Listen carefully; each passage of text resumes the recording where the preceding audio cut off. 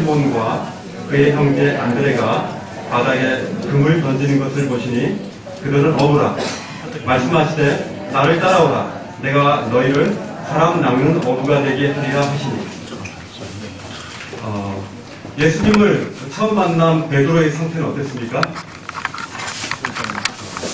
갈릴리 호수 주변에 그렇게 깨끗하지 않은 어촌이었을 겁니다.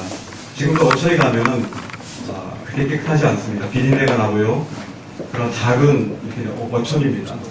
이런 곳에서 가버나움이라는 그런 곳에 이제 고향을 둔 베드로와 안드레가 그물을 던지고 이제 고기를 잡고 있는 장면입니다. 그때 예수님이 그 초라한 그 갈릴리의 그 호수 주변으로 오셔가지고 베드로에게 이렇게 말씀하시는 겁니다. 그들이 무엇을 하고 있었습니까? 바다에 금을 던지는 것을 보시면서 이렇게 말씀하셨습니다. 뭐라고 얘기하셨습니까? 나를 따라오라. 주님이 우리를 만났을 때 저희들에게 그렇게 말씀하셨습니다. 나를 따라올 거냐? 내가 너를 위해서 이 놀라운 일들을 했는데 네가 이것들을 믿고 나를 따라올 거냐? 이렇게 주님은 저에게 동일하게 베드로가 만났던 그 주님께서 우리에게 동일하게 나를 따라오라 이렇게 말씀하십니다. 아마 그 이전에 베드로는 예수 그리스도의 그 놀라운 기적을 받고 예수 그리스도가 어떠한 분이라는 것들을 언뜻 들었을 것입니다.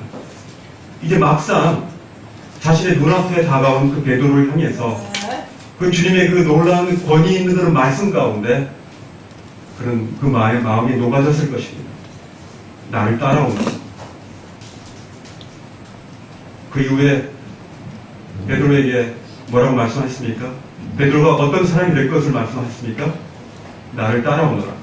그러면 내가 너로 사람을 낚는 어부가 되게 하셨다고 말씀하셨습니다. 베드로의 직업이 뭡니까? 어부입니다. 예수님의 직업은 무엇이죠? 목수시죠. 여기 보니까 마가복음 6장 3절에 보면은 안식일날 회당에서 예수님이 말씀을 전하시는데 사람들이 예수님을 보고 이렇게 얘기해요. 마리아의 아들 목수 아니냐 이렇게 얘기합니다. 거기 보면 이 사람이 마리아의 아들 목수가 아니냐 하면서 예수를 배척하는 장면이 마가복음 6장 3절에 나옵니다. 사람들이 예수님을 굉장히 우습게 본 거죠. 보통 뭐 요셉의 아들이라고 이렇게 얘기하지도 않고 우리나라 말로 막말로 여자의 이름을 이렇게 들으면서 막말로 누구 아들 이렇게 얘기하면서 마리아의 아들이라고 했습니다. 그리고 목수라고 했습니다.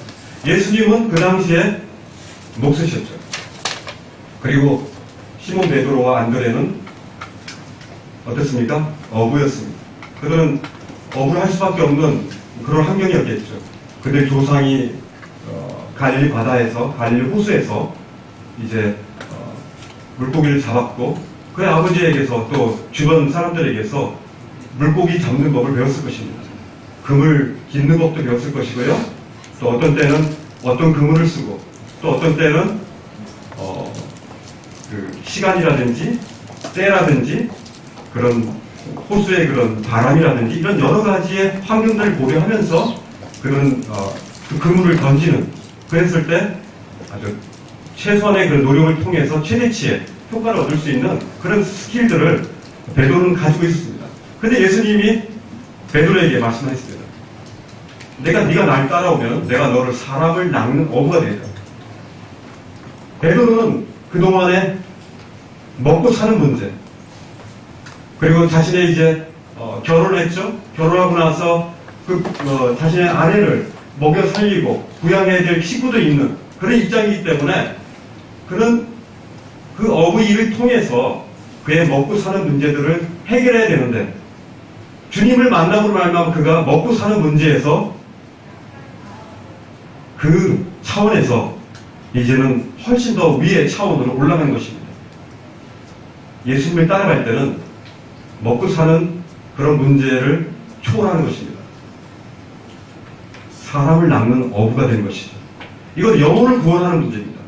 먹고 사는 그 문제가 모아져서 사람을 낚는 그 문제로 이제 전환이 된 겁니다. 변화가 된 것입니다. 예수님을 따라가면은 바로 사람을 낚는 어부로서의 삶으로 집중이 된다라고 주님 말씀하시는 겁니다. 우리가 이 세상의 바다 가운데 얼마나 많은 종류의 사람들이 있습니까? 그죠? 많은 물고기가 있듯이 이 세상도 많은 사람들이 있습니다. 시편 140편 5절에 보면은 이 시편 기자가 교만한 자가 나를 해하려고 올마줄을 놓으며 길 곁에 그물을 치며 함정을 두었다고 했습니다. 이 세상은 우리들로 하여금 굉장히 많은 그물을 치고 함정을 놓습니다. 먹고 사는 문제, 우리의 모든 문제들이 그것이 중요하다라고 온통 이제 심죠. 심지어 예수님을 만난 이후로부터 나를 따라오라고 했는데 주님을 따르지 않고 먹고 사는 문제 때문에 그것들을 따르는 경향이 많이 있습니다. 디모데후서 2장 26절을 한번 찾아보겠습니다. 디모데후서 2장 26절에 보면은 그들로 깨어 마귀의 올무에서 벗어나 하나님께 사로잡힌 바 되어 그 뜻을 따르게 하실까 합니다. 사도 바울은 우리 주님이 이 땅에 오신 것은 이제 깨어나서 마귀의 올무에서 벗어나 하나님께 사로잡힌 바 되어 하나님께 사로잡힌 바 된 그것을 그 뜻을 따르게 하기 위해서 주님이 오셨다고 했습니다. 이게 얼마나 놀랍습니까? 마귀의 올무에서 이제 벗어난 존재가 바로 우리라는 겁니다. 그리고 이제 마귀의 올무에서 벗어날 뿐만 아니라 하나님께 사로잡힌 바 된 무엇으로 사로잡혔습니까? 그분의 놀라운 사랑에 사로잡힌 바 되었습니다. 그렇죠? 그분의 그 놀라운 하나님의 그 놀라운 그 미션을 우리가 이제는 가지게 된 거죠. 그 사로잡힌 바 된 걸 그걸 위해서 사도 바울은 전력을 다해서 이 땅 가운데 살아가신 겁니다. 누가복음 10장을 한번 보겠습니다. 누가복음 10장을 보면은 70인의 이제 전도팀이 나갑니다. 두 사람씩 주님이 이제 제자들을 보내는 장면이 나옵니다. 누가복음 10장 1절 읽겠습니다. 10장 1절 2절 함께 읽겠습니다. 시작. 그 후에 주께서 따로 70인을 세우사 신이 가시려는 각 동네와 각 지역으로 불씩 앞서 보내시며 이르시되 추수할 것은 많되 일꾼이 적으니 그러므로 추수한 주에게 청하여 추수할 일꾼들을 보내주소서 하라. 예수님이 보낸 70인들이 어떠한 메시지를 가지고 그 마을로 갔겠습니까? 아직 주님은 십자가에 못 박히시 전입니다. 아직 주님이 고난당하지 않으셨고요. 그리고 장사 지내지 않으셨고 그리고 아직 부활하지 않으신 상태인데 과연 무엇을 전하기 위해서 이 70인은 갔습니까? 10장 8절에 보십시오. 어느 동네에 들어가든지 너희를 영접하거든 너희 앞에 차려놓는 것을 먹고 9절에 보니까 거기는 병자들을 고치고 또 말하기를 하나님의 나라가 너희에게 가까이 왔다 하라. 하나님의 말씀을 듣고 마을로 가서 병 고친 거 하나님의 나라를 전파한 겁니다. 하나님 나라는 누굽니까? 바로 예수 그리스도이십니다. 예수 그리스도가 통치하시는 예수 그리스도 왕이 되시는 예수 그리스도 함께 있어서 예수 그리스도의 그 고난이 유효한 그런 장소 그것이 바로 하나님의 나라인 것입니다. 바로 예수 그리스도께서 바로 메시아임을 그 제자들은 그 소식을 가지고 사람들에게 갔습니다. 그런데 이 전도를 하고 이 돌아온 이 70명의 제자들이 성경에는 몇 주 동안 얼마 동안 이제 전도를 하고 왔는지에 대한 건 나와 있지 않습니다. 그런데 이들은 매우 흥분되어 있습니다. 10장 17절에 보니까 70인이 기뻐했다고 했습니다. 기뻐하며 돌아와서 주여 주의 이름이면 귀신들도 우리에게 항복하더이다 그러면서 주의 이름으로 이들이 귀신을 쫓았고 병을 고치고 이런 일들이 생기면서 이들 가운데 굉장히 그 마음이 높아진 마음들이 있었습니다. 지금까지는 어땠습니까? 주님의 3년 동안 공생애를 사시면서 이 제자들과 함께 어땠습니까? 직접 보이셨죠. 말씀하시고 예수 그리스도의 그런 기적을 보이시고 예수 그리스도의 그 놀라운 하나님의 권능들을 펼치시는 걸 눈으로 봤지만 본인들이 직접 그 현장의 필드에 가서 이런 일들을 한 것입니다. 그리고 나서 그것들이 이제 유효한 것들을 보면서 놀랐던 것입니다. 그런데 주님이 뭐라고 말씀하셨습니까? 이 공중권세 잡은 이 사탄이 번개처럼 이제 막 떨어질 거라고 했습니다. 이런 쫓겨나는 것은 전혀 이상한 일이 아니라는 거예요. 주님의 그 이름의 능력을 가지고 귀신들이 항복하는 것을 보고 이 제자도 놀랬지만은 우리의 전한 복음이 하늘나라의 생명책에 기록된 것이 그것이 바로 목적이지 예수님이 이 땅에 오신 것은 이 귀신들을 쫓아내기 위해서 그걸 오신 것이 아니라는 거예요. 그건 이미 주님께서 이미 하신 거예요. 그죠? 이 예수 그리스도만 예수님의 오신 목적은 바로 우리 영혼 구원에 있지 그런 귀신을 쫓아내고 하는 기적을 행하고 이것이 목적이 아니라는 것들을 주님이 말씀하시고 있는 겁니다. 그러면서 이제 19절 보십시오. 내가 너에게 뱀과 정갈을 밟으며 원수의 모든 능력을 제어할 권능을 주었으니 너희를 해칠 자가 없으리라. 그죠? 그러나 20절에 귀신들이 너에게 항복하는 것으로 기뻐하지 말고 너희 이름이 하늘에 기록된 것으로 기뻐하라 하시니라. 바로 우리가 진정으로 기뻐해야 할 근거는 귀신들을 굴복시키고 그들을 쳐서 이기는 것이 주님의 궁극적인 그런 목적이 아니라 우리 개인이 예수 그리스도의 십자가의 대속을 통해서 바로 주님의 그 은혜를 우리가 경험하고 하늘나라의 그 생명책에 우리 이름이 기록되는 것, 그것이 바로 주님의 궁극적인 목적이라는 것들을 우리가 기뻐해야 될 이유가 바로 그것에 주안점을 둬야 된다는 것들을 바로 주님이 말씀하고 있는 겁니다. 이 말씀을 준비하면서 제 마음 가운데 하는 포스터가 좀 생각이 났습니다. 영국의 에코지라는 그런 매거진이었는데 예전에 봤던 그 기억이 납니다. 거기에 보면은 포스터가 이렇게 있는데 그 포스터를 제가 보고 깜짝 놀랐어요. 굉장히 제 마음 가운데 충격이 되었는데 거기 보면은 그 낭떠러지가 있습니다.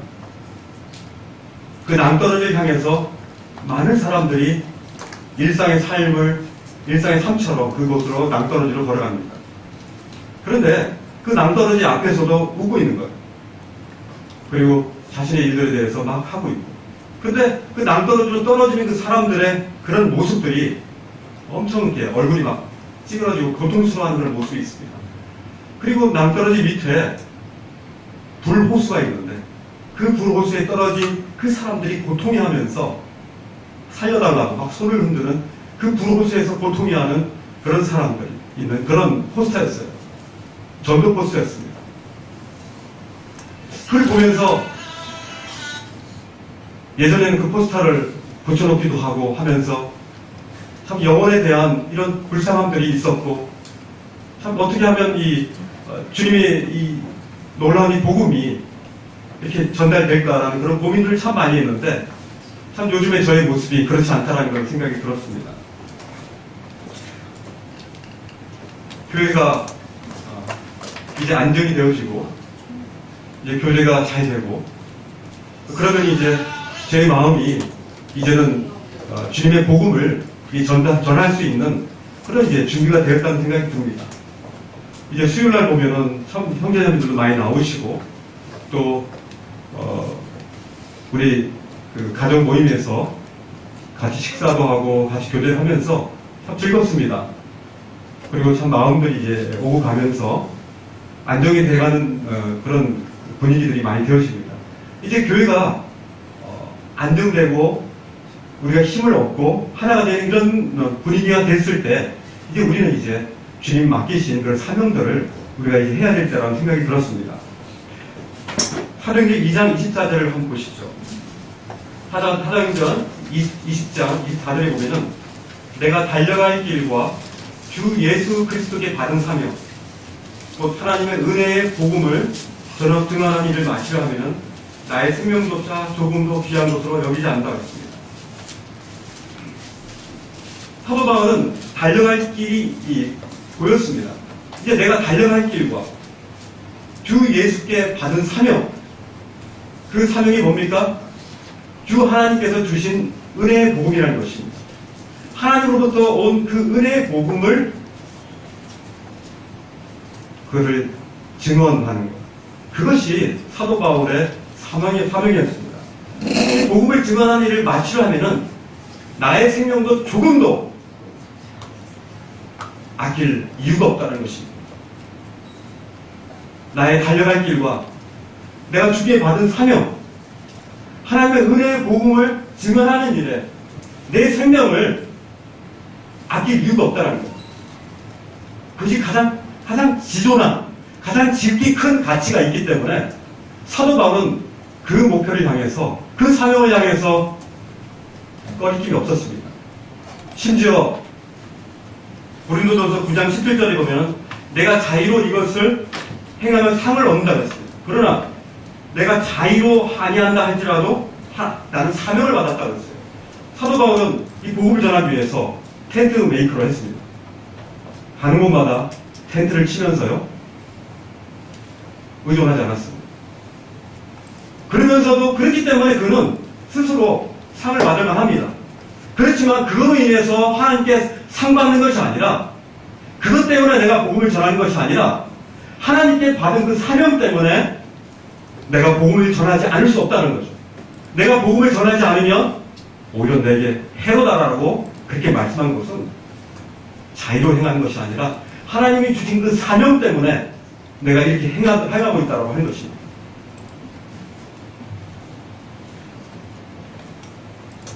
우리 주님이 베드로를 마태복음 4장 19절에서 말씀했듯이 이제는 주님이 부활하시고 나서 이제 요한복음 21장에 이 제자들이 다시금 물고기를 잡으러 이제 갑니다. 마태복음 21장에 거기 그 전체 주제가 뭡니까?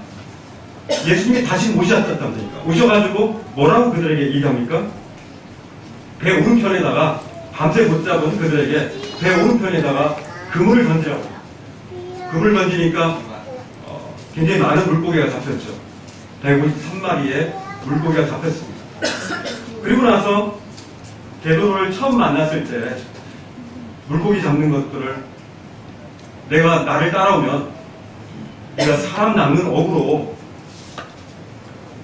너를 만들 것이라고 했는데, 이게 다시금 주님이 승천하시기 전에 베드로와 그 제자들을 다시 만나서 아직도 물고기를 잡지 못한 그들에게 배 오른편에다 그물을 던지라고 한 거죠. 그때 물고기 잡혔습니다. 주님이 이것들을 통해서 무엇을 우리에게 교훈하시는 겁니까? 우리가 그물을 던질 때, 다시 말씀드리면 영혼들을 향해서 우리가 하나님의 사명을 이루기 위해서는 전제해야 될 조건이 있다는, 전제 조건이 있다는. 그건 뭡니까? 내가 나를 사랑하느냐. 3번씩이나 베드로에게 내가 나를 사랑하느냐라고 얘기하면서, 그리고 이제 다른 전제 조건이 보다도 가장 사랑해야 되는 것. 그것이 바로 그 힘으로 주님의 사명을 감당해야 될 것들을 주님이 말씀하신 겁니다. 사랑은 뭡니까? 사랑은 관계에 있어서의 표현입니다. 그죠? 내가 관계성이 없이 내가 사랑할 수 없죠. 심지어 나를 사랑할지라도 나라는 대상이 있는 거다. 사랑은 대상이 있는 겁니다. 대상을 향한 표현이죠. 그렇기 때문에 사랑한다는 것은 그 사랑의 대상이 말하는 것에 대해서 경청해야 되는 것입니다. 우리가 하나님을 사랑한다는 것은 하나님의 말씀에 대해서 주의 집중을 하고 하나님이 어떻게 말씀하신 것에 대해서 우리가 관심을 가지는 겁니다. 만약에 그를 사랑하지 않으면 표정은 듣는 척하지만 실제로 듣는 것이 아닐 것입니다. 오히려 딴 생각을 하죠. 우리가 하나님의 말씀을 잘 듣지 못하는 이유가 있습니다. 하나님을 정말 사랑하지 않기 때문에 그렇습니다. 하나님의 사랑이 식었기 때문에 그래요.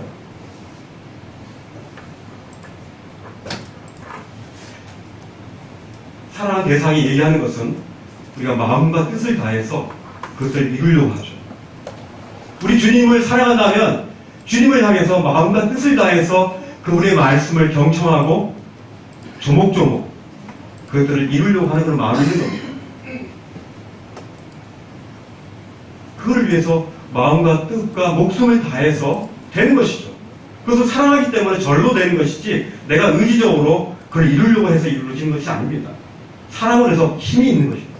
사랑할 때 솟아올라오는 샘솟는 사랑의 능력이 있는 것이죠. 파워블 러브죠.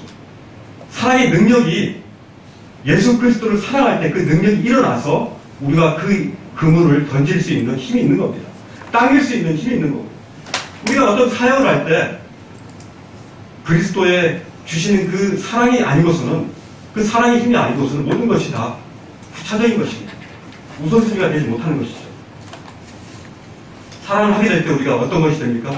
고린도후서 13장에 우리가 사랑을 하게 될 때 어떻게 된다 했습니까? 사랑할 때 오래 참게 되죠. 사랑하지 못하면 오래 못 참습니다.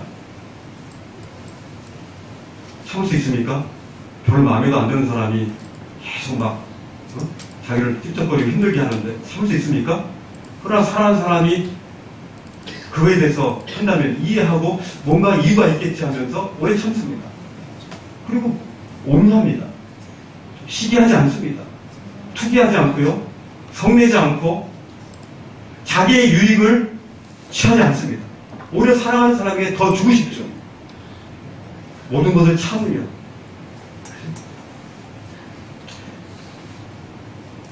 그리고 불의를 기뻐하지 않고 진리와 함께 기뻐하고 모든 것을 참고 믿으며 바라고 견딘다고 고린도서 13장에 말씀하고 있습니다. 사랑은 굉장히 관계적인 표현이기 때문에 우리가 주님과의 사랑의 관계 속에서 뭔가 주님의 말씀이 잘 들어오지 않으면 우리의 관계에 문제가 있는 것입니다. 디모데후서 3장 5절에 보면은 경건의 모양은 있지만 경건의 능력은 없다고 했습니다. 경건의 모양은 있습니다. 생생을 합니다. 그러나 그 모양뿐입니다. 그러나 경건의 능력이 없습니다. 경건의 능력이 있다는 것은 능력이 없는 경건이 무슨 필요가 있습니까? 껍데기일 뿐이지. 흉내만 낼 뿐이지. 그리고 항상 욕심에 끌린다고 했습니다. 그리고 진리의 일에는 지식을 항상 듣긴 하지만 배우긴 하지만은 진리의 지식을 소유할 수 없는 겁니다. 우리가 하나님을 향해서 말씀을 보고 또 이렇게 교회에 나와서 우리가 예배를 드리고 말씀을 들을 때 경건의 모양만 있고 경건의 능력이 없고 또 현장에 나갔을 때 욕심에 이끌리고 그리고 항상 배우긴 배우지만은 하나님이 말씀하시는 그 진리의 지식에 이르지 못하는 그냥 계속 밑에만 있는 또 듣고 해도 깨닫지 못하는 그런 지경에 이르는 것은 참으로 비참한 모습입니다. 한마디로 성도의 타락한 모습은 바로 주님을 사랑하지 않기 때문에 생기는 것입니다.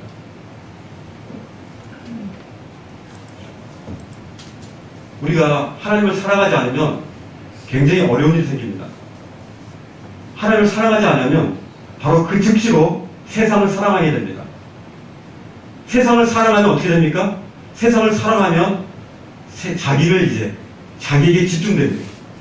자기에게 집중되면 자기가 원하는 것들을 찾게 되고 결국 자기에게 가장 이로운 것은 뭐냐면 바로 만몬 우상입니다.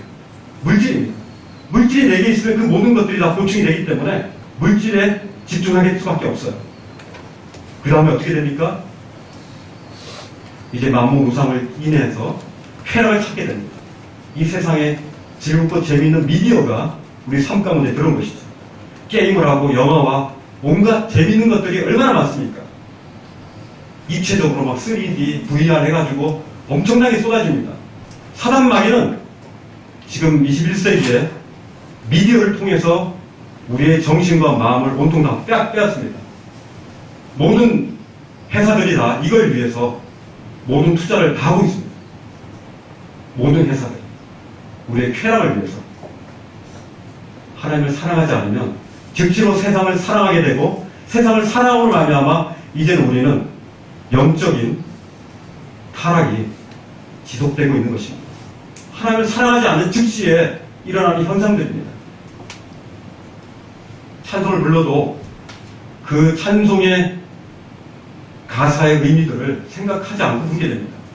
기도를 해도 하나님 앞에 애통하는 마음이 없고 자복하는 마음이 없고 굴복하는 마음이 없습니다.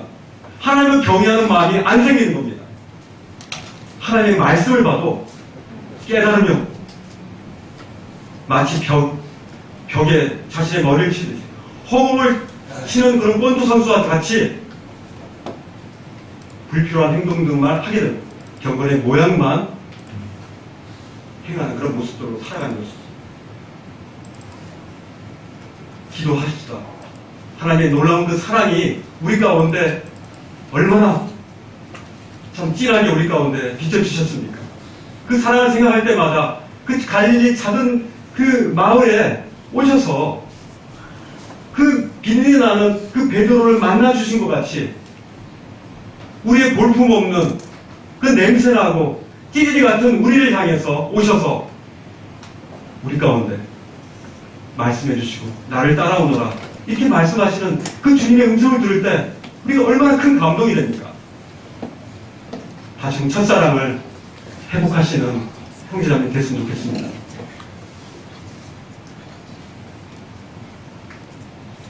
주님을 사랑하면 주님의 사명에 동참할 수 있습니다. 그러나 주님을 사랑하지 않으면 절대로 주님의 사명에 동참할 수 없습니다. 우리 주님이 이 땅에 공생애를 하시면서 처음 오셨을 때 베드로에게 처음 오셨던 것처럼 마지막에도 베드로에게 내가 나를 사랑하느냐 하는 그 음성들을 우리는 분명히 처음과 마지막을 확인해야 되는 것입니다. 제 큰 아들이 외국에서 공부하고 싶다고 해서 보내줬습니다. 제가 그 아들을 보낼 때 주님 앞에 기도한 것이 있었습니다. 처음으로 헤어지기 때문에 주님 앞에서, 주님 안에서 정말 영적으로 성장을 원했습니다. 그리고 두 번째는 그가 주님으로부터 말미암아 사명을 받기를 원했습니다. 하나님이 주신 그 사명을, 그 소명을 얘가 발견했으면 참 좋겠다. 그 부모가 없는 자리에서, 그 불모지에서, 그 바다와 같은 그런 곳에서, 부모가 없는 곳에서 좀 발견했으면 좋겠다. 기도했습니다. 이제 건 한 2년이 지나갑니다. 한 달 전에, 한두 달 전이죠. 12월 달이, 얼마 전이죠. 얼마 전에. 전도여행을 떠난다고 하더라고요. 26일 동안 전도만 하는 그런 팀들과 함께, 캠퍼스 팀들과 함께 캠퍼스를 돌면서 26일 동안 복음을 전하는 것이라고 했습니다. 갔다 와서 저한테 그러더라고요. 저도 이렇게 길거리 전도라든지, 우리 박정재님 이번에 네팔 가서 하셨는데, 한지 좀 오래됐습니다. 캠퍼스에 가서 전도지 뿌리고 이제 외국인 선교팀은 이제 외국인 전도팀은 했던 것 같은데, 그 26일 동안에 한 80명에서 한 100명 정도 사람을 만났다고 하더라고요. 정확하게는 적은 건 한 80명 정도 된다는 건데, 80명 정도를 생판 모르는 사람들한테 만나서 그들이 어떤 상태인가 좀 얘기하다가 간단한 복음 전하고 하는데, 그러더라고요. 이제는 두렵지가 않다. 사람 만나는 게. 그리고 사람을 만나서 복음 전하는 것이 두렵지가 않다. 그걸 참 배웠다. 여기 복음 전하고 나서의 그 큰 기쁨이 어떤 것인가를 알게 됐다. 이렇게 얘기합니다. 주님이 이제 70명의 전도팀을 주님이 이제 십자가 못 박히기 전에 마을로 이렇게 보내지 않습니까? 2명씩 짝져서 보냈는데, 우리 대학로교회도 가고 싶지 않으세요? 제가 지난주에 한번 지지난주인가요? 수요일날 좀 일찍 와서 여기 대학로 여기 앞에 방통대 여기 앞에서 그 공원에 있는데, 거기에 많은 그 사람들이 와서 노래를 많이 하더라고요.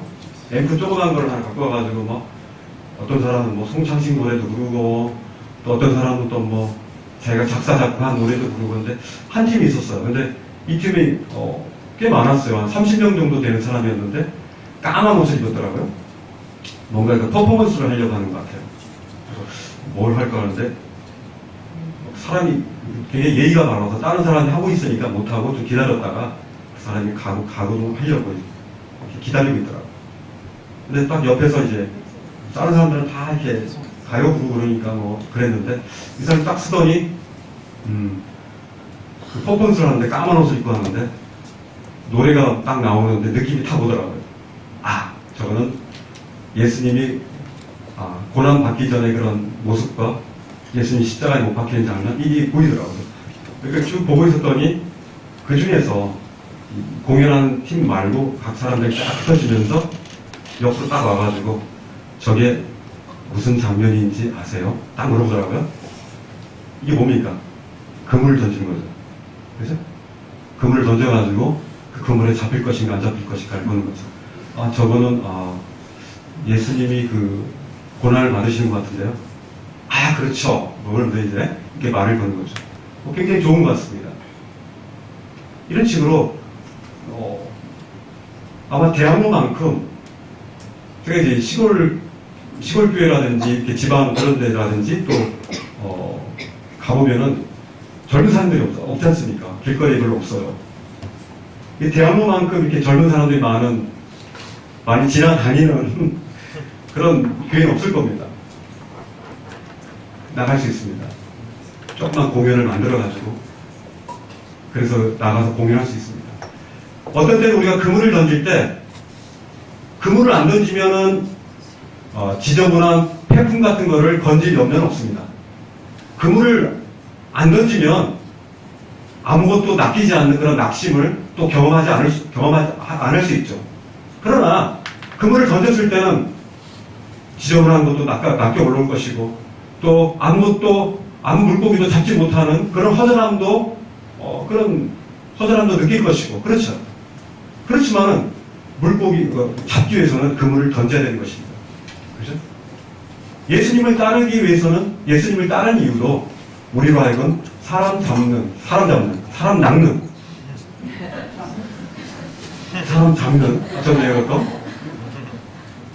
낚는 그런 업으로 우리를 만들기 위해서 오셨기 때문에 우리가 주님을 사랑하기 때문에 그분의 그 음성을 귀를 기울이고 주님이 원하시는 그 사명을 이루는 것이 우리에게 가장 가치 있는 것이라고 생각되기 때문에 우리의 믿음의 선진들 짐 엘리엇이라든지 허든 테일러라든지 이런 많은 참 믿음의 선진들이 가까운 믿음의 선진들이 그곳으로 간 거 아닙니까?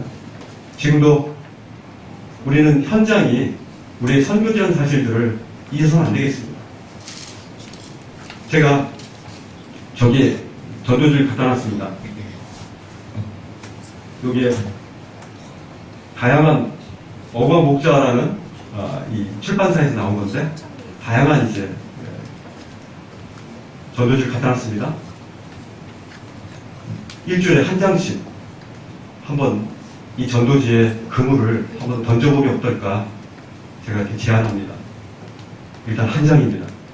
한 장을 주기 위해서 우리 기도해야 되겠죠. 영적 긴장을 안 할 수 없겠죠. 이걸 누굴 줄까? 대상을 찾아야 되죠. 언제 줄까? 타이밍이 잘 맞아야 되는데. 그리고 이거를 받았을 때 그의 마음이 이것들을 실제로 읽어볼 수 있도록 그렇게 기도하겠죠. 그리고 그의 영혼이 이걸 읽었을 때 이 전도지의 바늘에 아니면 이 전도지의 그물에 걸릴 수 있도록 새나가지 못하도록 그렇게 우리 기도하는 것이 필요할 것입니다. 우리 주님이 주신 이 사명에는 항상 영적 긴장이 있어요. 그죠? 이 영적 긴장을 했을 때 우리는 영적인 성장이 오히려 있는 것입니다. 우리가 머리로만 아는 것이 이제 정말 눈으로 보고 그리고 우리의 촉감과 우리의 오감들이 그것들을 경험했을 때 우리의 영적 성장은 5배 이상 올라가는 거죠. 경험해봤으면 좋겠습니다. 일주일에 한 장 그렇게 시작하시죠.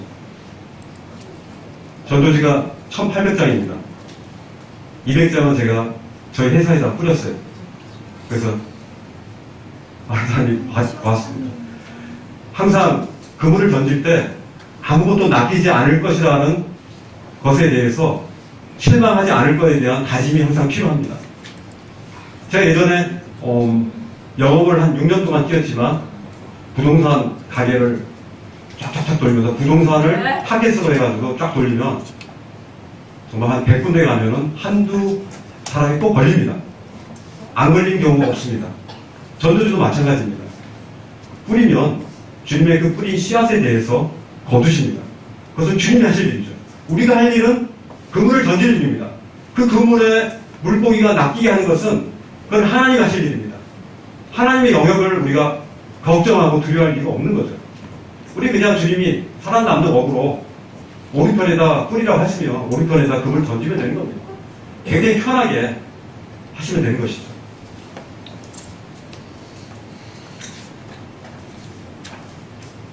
말씀을 이제 마치려고 합니다.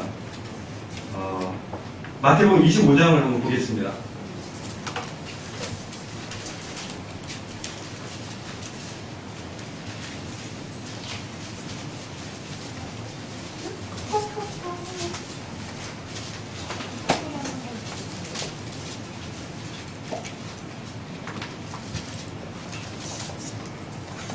마태복음 25장 14절부터 보면 달란트 비유가 나옵니다. 그죠? 달란트 비유에서 보면은 5달란트와 2달란트와 1달란트 받은 사람들이 나옵니다. 5달란트 받은 사람은 어떻게 했습니까? 그것으로 장사를 해서 5달란트를 남겼습니다. 2달란트 받은 사람도 또 장사를 해서 남겨서 또 2달란트를 남겼습니다. 그럼 10달란트, 그 다음에 또 4달란트 이렇게 남겼죠? 1달란트 받은 사람은 어떻습니까? 그리고 그들에게 1달란트 받은 사람은 어때? 안 했죠. 어떻게 했습니까? 땅에 파묻었습니다. 땅에 파묻는 작업이 쉽습니까? 땅 파보셨습니까? 땅 파는 거 진짜 힘듭니다. 특별히 돌이 많은 땅 파는 거 정말 힘듭니다. 제가 저희 반 만들다가 정말 몸살 났는데, 근데 이 1달란트 받은 사람이 주님이 이 1달란트 받은 사람에게 뭐라고 얘기했습니까? 이 1달란트 받은 사람은 그 주인에 대해서 이렇게 알고 있습니다. 그 주인을 어떤 식으로 알고 있냐면은 당신은 굳은 사람이야. 심지 않은 데서 거두고 해치지 않은 데서 모은 줄 내가. 이 말이 됩니까? 어떻게 심지도 않았는데, 그리고 흙 뿌리지도 않았는데, 어떻게 씨도 뿌리지 않았는데, 거기서 곡식이 나고, 뭐 열매가 납니까? 뭔가 핑계대려고 하는 사람이 있죠, 그죠? 그리고 25절에 보니까 두려워했다고 했습니다. 두려워하여. 나가서 당신의 달란트를 땅에 감췄다. 두렵다는 건 뭡니까? 그 상대방에 대해서 잘 알지 못했다는 거죠. 그리고 이 두렵다는 것은 그 주인을 사랑하지 않는 거예요. 요한일서 4장이죠. 요한일서 4장에 보면은 온전한 사랑이 두려움을 내어쫓는다고 했습니다. 4장 18절이죠. 온전한 사랑이 이 두려움을 내어쫓는 것이죠. 왜냐하면 두려움에는 형벌이 있기 때문에 뭔가 이 형벌이 있을 것만 생각하고 이 주인에 대해서 잘 알지 못한 거예요. 한마디로 이 사람은 그 주인을 알지 못했습니다. 전혀 알지 못했던 사람. 그렇기 때문에 두려움이 있었던 거죠. 이 사람에게는 오히려 주님이 그랬잖아요. 다시 오고서 네가 차라리 그 은행에나 맡겼다면, 그 당시에는 조그만 은행이 있죠. 사람이 돈 바꾸는, 돈을 이렇게 바꿔주는 그런 역할을 하는 그런 정도의 아주 소규모 은행이었지만, 은행에다 넣어놨으면 차라리 편하게 땅 파지 말고 원금과 그 이자를 네가 받았을 터인데, 이 악하고 게으른 종아, 그렇게 왜 악합니까? 그 주인의 의도를 완전히 무시하고 자기의 생각대로, 그리고 자기 편한 대로 굉장히 게으른 모습으로 주님 앞에 다시 나타난 겁니다. 얼마나 이 5달란트와 2달란트 받은 사람은 주님의 말씀을 잘 들었습니까? 주님의 그 의도를 알고 주님의 그를 사랑했습니다. 그래서 이 주인을 향해서 주인이 더 많은 유익을 얻을 수 있도록 정말 장사를 해서, 장사하면 얼마나 힘듭니까? 아침부터 나가서 저녁까지 장사해야 되잖아요. 그 주인을 사랑하기 때문에 그에게 인연의 이윤을 남기기 위해서 그는 최선을 다한 겁니다. 그러나 이 악한 종은, 이 게으른 종은 땅속에 파고져 버렸어요. 자신의 일만 한 거예요. 그 주인을 전혀 무시한 겁니다. 참 불행한 일입니다. 우리가 주님을 사랑하지 않으면, 주님을 사랑하지 않으면 우리 가운데 두려움이 생기는 겁니다. 그 두려움은 또한 형벌로 올 것을 두려워하는 것입니다. 우리의 모임에 참 아름다운 이 놀라운 이 하나님의 말씀들이 임하시는 것들이 참 감사드립니다. 계속적으로 하나님의 나라와 또 주님과 연합하는 이 문제, 그런 부분들, 또 주님의 다시 오심에 대한 이 놀라운 이런 굳건한 이런 교리적인 부분들이 우리 가운데 정말 안정되어져서 교회가 정말 안정되어집니다. 이제 주님이 저에게 한 가지 더 말씀하는 것 같아요. 전도지 일주일에 한 장 뿌립니다. 이걸 통해서 우리가 배운 그 말씀들을, 하나님 나라가 얼마 남지 않았다, 하나님 나라가 오신다라는 말씀들을 세상 사람들에게 우리가 전하게 되는 겁니다. 주님이 그걸 기뻐하시는 거예요. 지금도 그 지옥의 그 남들어들, 지옥의 불못으로 들어가는 그 사람들, 여러분들이 이런 명동거리나 이런 동대문거리나 이런 거리들, 사람들이 많이 있는 그런 거리들을 봤을 때, 아이고 재밌네, 아이고, 이렇게 멍한 그런 모습으로 보는 것은 그런 주님의 마음을 가진 그리스도의 자세가 아닙니다. 우리가 그를 봤을 때 영혼들로 봐야 됩니다. 그들이 주님을 알지 못했을 때 그들이 가야 될 앞으로 미래의 모습들을 우리는 볼 수 있어야 됩니다. 그게 어렵습니까? 어렵습니다. 주님을 사랑하지 않으면 어렵습니다. 직장에서 그들에게 전도지 한 장 주는 거 어렵습니다. 굉장히 어렵습니다. 심지어 복음을 전할 때 제 아들이 그러더라고요. 26일 동안 복음을 전하는데 한 사람이 손가락으로 자기 머리를 탁 해서 누르더래요. 엄청나게 기분 나쁘더래요. 머리를 탁 하고 막 손가락으로 가슴을 탁탁 찌르고 막 그러더래요. 그렇지만 꼭 참았다 그러더라고요. 그러면서 이제 복음을 전할 때 우리 가운데 오는 그런 치욕스럽고 불편한 그런 부분은 주님의 그 사랑에 비해서 그 사랑에 녹아져 버리는 거죠. 우리가 그러지 못하면 전도지 한 장 뿌리기 쉽지 않습니다. 오늘 말씀을 이제 마치겠습니다.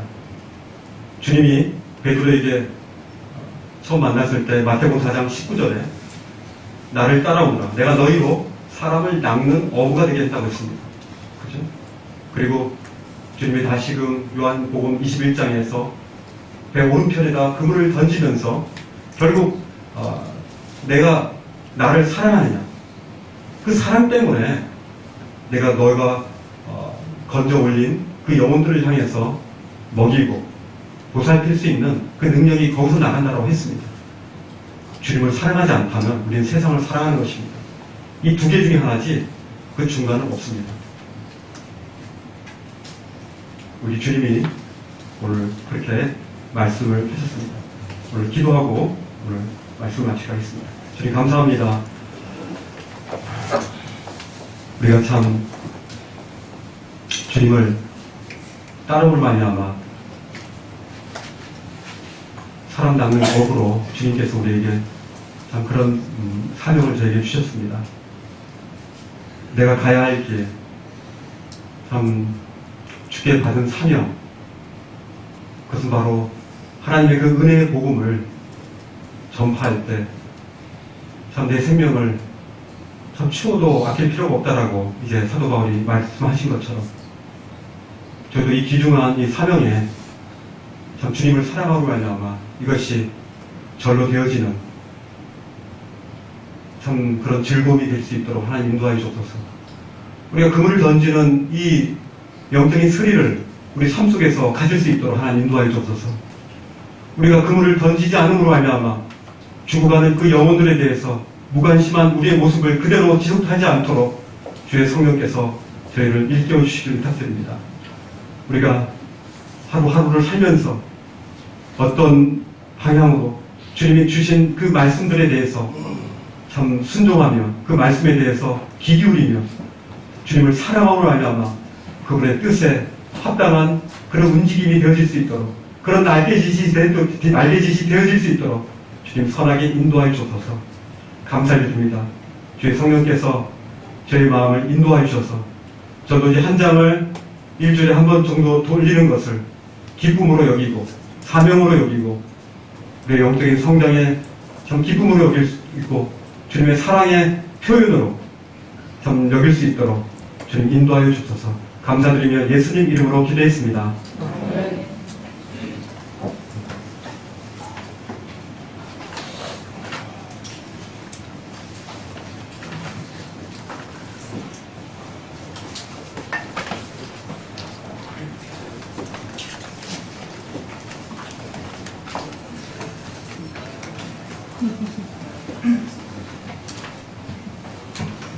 네, 말씀 감사합니다.